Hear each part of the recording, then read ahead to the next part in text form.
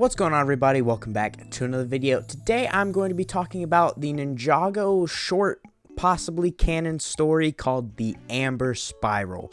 And we're going to be figuring out, basically I'm going to be telling you guys what it is, where you can find it, and, answering the question, is it canon?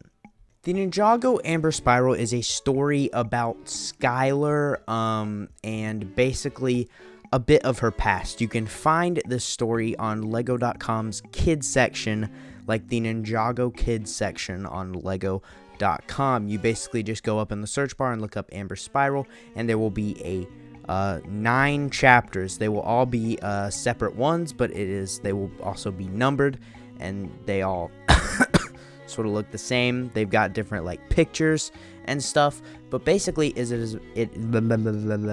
cannot speak. It is about Skylar having a vision about this village and this urn and stuff, and so basically she goes to the help of Camille, who we have not seen since season 4 of Ninjago. That's pretty crazy.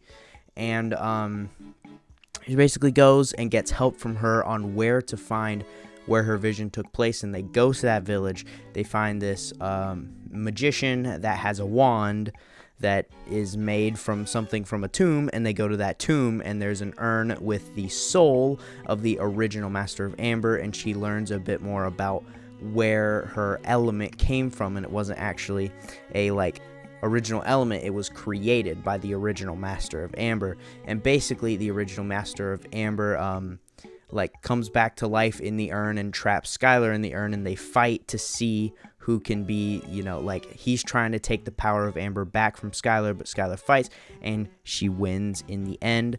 And so it's basically a really interesting story about Skylar and just, some of her past, and it's pretty interesting. Now, the question: is Ninjago Amber Spiral canon? That is the question we are trying to answer today. And the main thing that I'm going to point out, I've written down some notes here. Nothing in Amber Spiral combats existing Ninjago lore, and Skylar has a habit of only showing up in the occasional season, and has never been a truly recurring character. And because of this, her having a mysterious adventure would fit straight into Ninjago lore. It wouldn't really combat anything. It doesn't change the timeline at all. It's pretty vague on, when it takes place, too. Because of things Skylar says in the story, she says something about what Karloff says about Camille, which means, and we all know that Karloff said something about Camille in Ninjago Hunted, so we know that this took place after Ninjago Hunted and before Ninjago crystallized. Tommy Andresen also had a bit of part to play in writing the story, but it was mainly written by Jack Rizzo.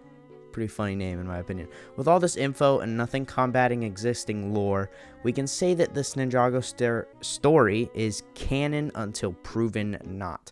Basically, the main writer of this, Jack Rizzo, and a bit of help from Tommy Andresen, they basically wrote this story that is basically a shortened and changed up version of the giant spin-off series we were going to get about Skylar, which was, it was a spinoff. I can't remember the name, but it was going to be a spinoff about Skylar and, her discovering her past, but it got canceled, and so they basically just used a lot of the writing from that to basically, create this little short story on Lego.com, but because it doesn't combat any existing Ninjago lore, it doesn't have any thing that seems out of place that should have been somewhere else, and the timeline, it doesn't really affect anything in the timeline because we don't really know when it took place. We can say that this story is canon until it's proven not. Alright guys, I know what you're gonna say.